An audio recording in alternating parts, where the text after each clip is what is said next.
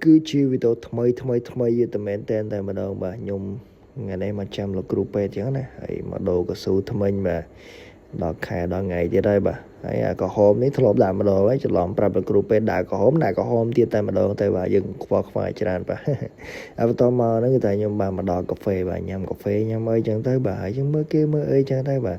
យើង order កាហ្វេអីបានរួចយើងណែកលេចមកមើលខាងឆ្វេងខាងស្ដាំដៃហ្នឹងគឺពោពេញទៅដោយមនុស្សតែម្ដងបាទគឺថាបងប្អូនយើងមកលេងច្រើនមែនតើ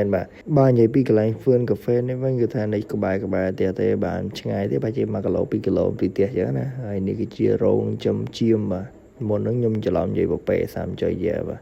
នៅទីនេះគឺថាគេធ្វើដូច high day ចឹងណាហើយខ្ញុំរងចាំប៉េចេញពី